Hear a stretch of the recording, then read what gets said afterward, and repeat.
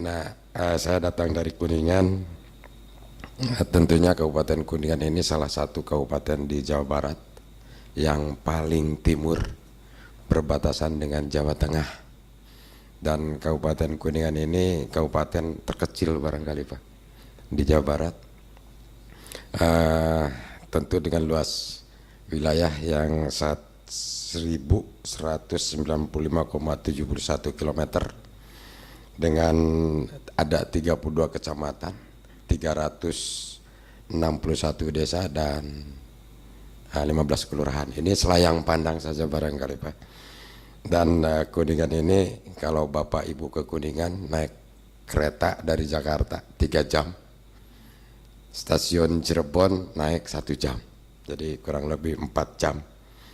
Ya, kalau dari Bandung bisa 8 jam Pak, karena jalannya sempit tapi kepadatan lalu lintasnya sangat tinggi. Kuningan ini berbatasan dengan Cirebon, Brebes, kemudian Ciamis, Cilacap dan Majalengka di sebelah barat, dan kami punya Gunung Ciremai. Bapak Ibu sekalian, untuk maklum bahwa jumlah penduduk Kuningan ini ada satu keanehan Pak.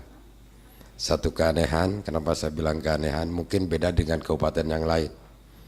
Penduduk Kuningan ini 2010 1.122.000 sekian, 2011 naik, ini di 2013 ini malah turun 1.133.000. Ini barangkali ada sebuah pertanyaan Pak.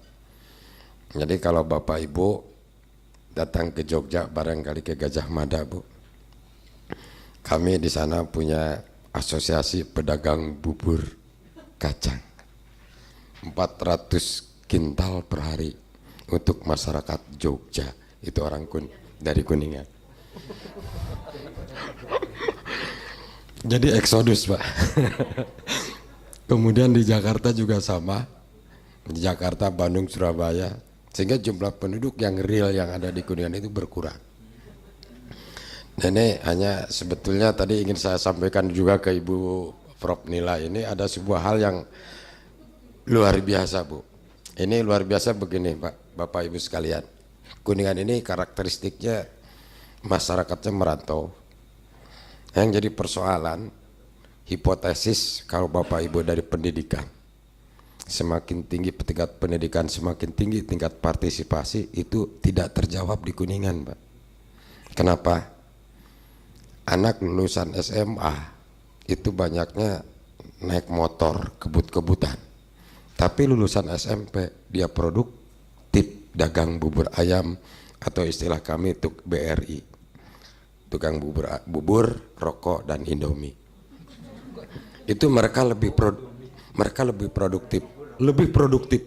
Yang Indomie itu Kuningan itu. Nah itulah.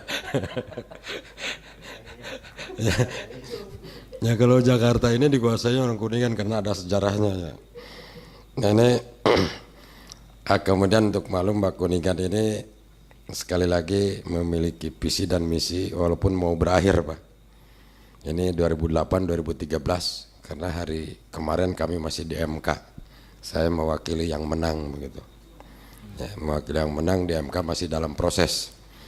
Ya, ini Kuningan lebih sejahtera, berbasis pertanian dan pariwisata yang maju dalam lingkungan lestari dan agamis. Kami punya misi yang ke-1, meningkatkan kualitas sumber daya manusia dan memantap pembangunan manusia melalui akselerasi peningkatan derajat pendidikan, kesehatan dan daya beli. Tiganya tentu ini yang disebut tadi Ibu Nila, IPM, Indeks Pembangunan Manusia. Nah ini yang kami dahulukan. Dan yang kedua, yang ketiga, keempat saya kira tidak perlu saya sampaikan. Kemudian indikator kinerja pembangunan untuk 2010-2011 dan sebagian 2012 tadi sudah saya sampaikan. Jumlah penduduk dengan laju pertumbuhan penduduk ini terakhir 2011 0,26%, dan IPM-nya ini 2010 72,61, 2011 72,82 dan terakhir 2012 72,89. Artinya IPM ini dari ketiga indikator, pendidikan, kesehatan dan daya beli. Untuk angka harapan hidupnya yang terakhir saja, ya alhamdulillah kalau saya sekarang usia 55 tahun Pak, menjelang 56. Jadi saya ada waktu 15 tahun lagi. Kalau angka harapan hidup untuk Kuningan, hidup saya 15 tahun lagi, mudah-mudahan lebih Pak. Dan angka kematian bayinya ini 103. Kita memang dari 155, 118 terakhir 103. Dan angka mulai huruf, nah ini di tingkat pendidikan harusnya di Kementerian Pendidikan sudah dihapuskan saja Pak. Ini angka mulai huruf karena apa? Dulu ada program buta aksara, buta itu nggak usah ada lah, karena sekarang zaman merdeka itu mungkin yang sisanya yang 0, ini lansia Pak, yang tidak mengenal sekolah.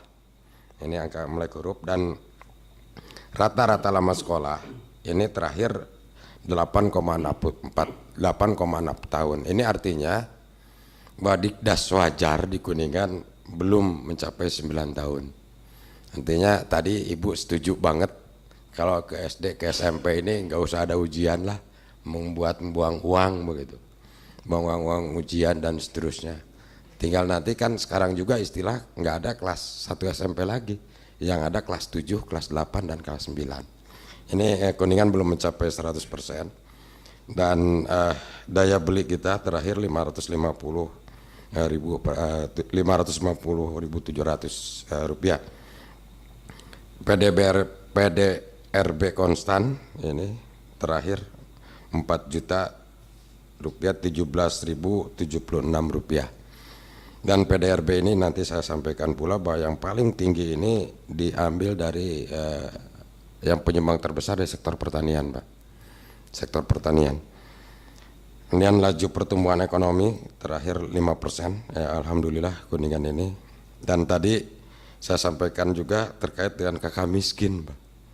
Kakak miskin ini akhirnya yang kita ambil ya kita dari BPS. Walaupun indikator teman-teman dari kesehatan beda dengan indikator teman-teman dari BKKBN atau beda indikator dari pendidikan, mana yang akan kita ambil. Makanya tadi saya sampaikan Pak Moderator, bagaimana ke depan pemerintah pusat punya komitmen Pak melalui Bapak dan melalui POK hari ini, bahwa kita harus ada yang jelas bahwa indikator kemiskinan ini 1, 2, 3, 4 dan seterusnya. Kalaupun tadi berdasarkan kebutuhan, hak 1, hak 2 dan seterusnya kata Ibu Nila, itu yang harus dijadikan indikator oleh kita.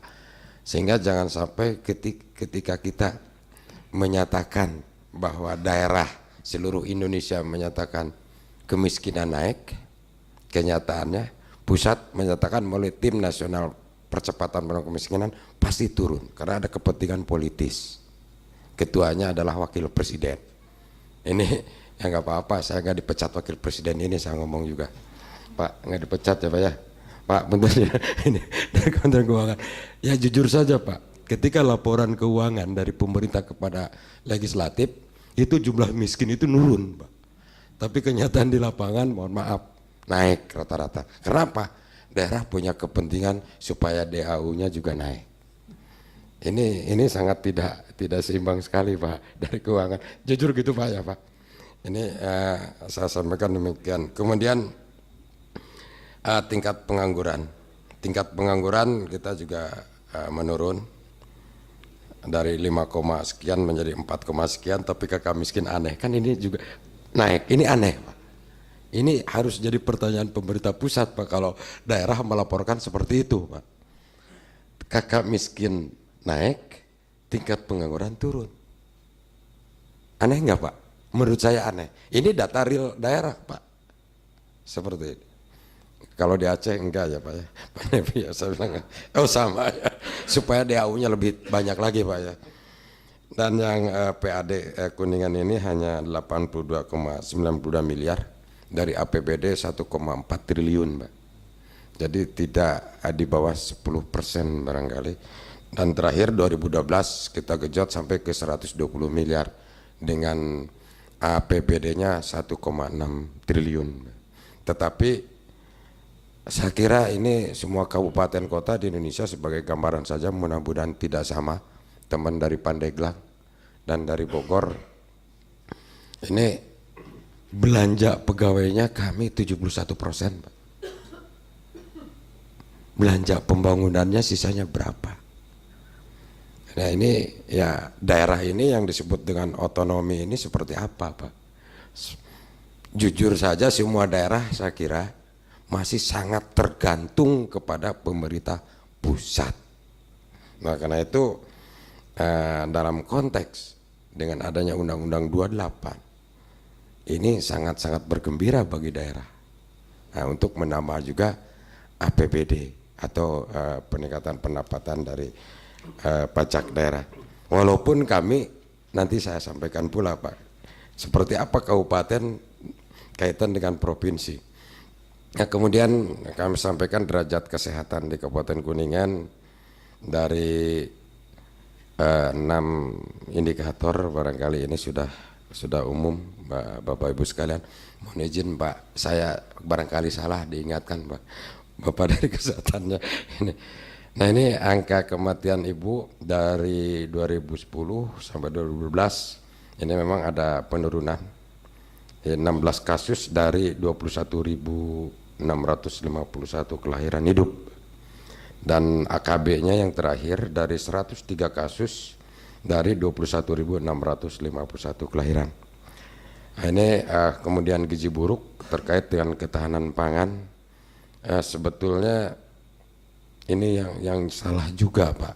Ya saya tukang mengkritisi, biarin aja Pak, ke pemerintah pusat Pak, Menko Kesra, biarin aja Menko Kesra. Kemarin ke Kuningan saya kritisi Pak, ada kenapa salah? Kenapa ada beras raskin? Beras raskin adalah beras untuk rakyat miskin, beras bersubsidi untuk yang miskin. Kenapa diberlakukan se-Indonesia Pak? Kenapa begitu? Pertanyaannya, orang Papua yang tidak biasanya makan beras dipaksa harus makan beras, nasi. Sehingga ketika orang Papua memakan sagu, dinyatakan masyarakat Papua miskin dan akan mendapatkan gizi buruk. Ini persoalan Pak. Ini juga harusnya subsidi ini disesuaikan dengan kemampuan. Kalau orang Papuanya makan sagu, ya kasihlah subsidinya sagu, bukan beras. Ya, sesuai dengan karakteristik tadi disampaikan budaya. Nah ini supaya gizi buruk ya di Kuningan ya hanya 0,2% dari yang terakhir ya, yang sangat kurus dan kurus ini 3,4%. Dan usia harapan hidup tadi saya sampaikan untuk 2012 ini 70,81. Indeks pembangunan manusia Kuningan ini kami 72,89. Yang kami punya target 80%, 80 di angka 80 maksudnya. Dan akabanya terakhir hanya 5 kasus. Bapak Ibu sekalian, kemudian kondisi kesehatan di Kabupaten Kuningan tidak saya sampaikan satu persatu dari berapa ini lanjut dari 18 indikator. Ini memang semuanya juga tidak akan mencapai target. Kalau semua mau mencapai target, Kementerian Kesehatan, Dinas Kesehatan di Kuningan bubarkan saja. Ya kan Pak ya. Jadi rata-rata ya kita antara 70 sampai dengan 100, bahkan ada yang di atas 100% capaian kita, baik dari cakupan kunjungan ibu hamil dan seterusnya sampai ke cakupan desa siaga aktif. Bapak Ibu sekalian, memang kami maklumi, saya sangat bangga sekali lagi Bapak Ibu dan kita semua berangkat ke Thailand. Ada yang menggelitik kita semua barangkali ketika kita membahas masalah kesehatan, kok ketemunya di teman-teman kelompok tani dan gapoktan di Provinsi Utai Tani. Ini hal yang luar biasa, bagaimana pemberdayaan masyarakat di sana berhasil. Di Indonesia sebelum saya ini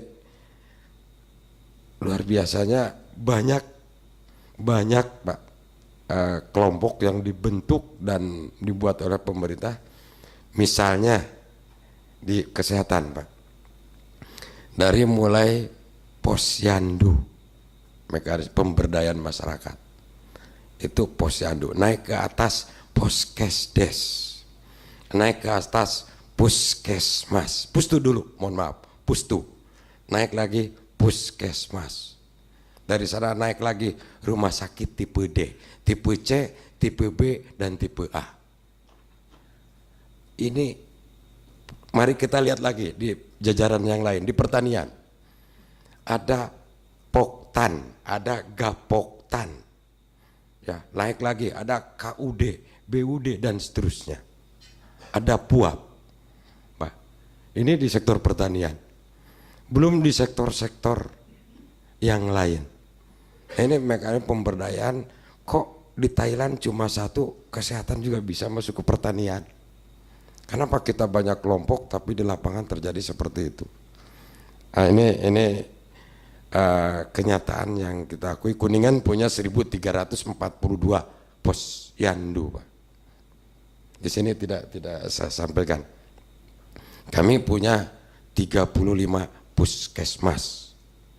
Kami punya 7 rumah sakit, 2 rumah sakit pemerintah, 5 rumah sakit swasta, dan tiap provinsi mempunyai pemerintah daerah yang diatur oleh undang-undang, baik undang-undang 32 maupun undang-undang 33 dalam perimbangan keuangan pusat dan daerah. Terima kasih. Mohon maaf. Wassalamualaikum warahmatullahi wabarakatuh.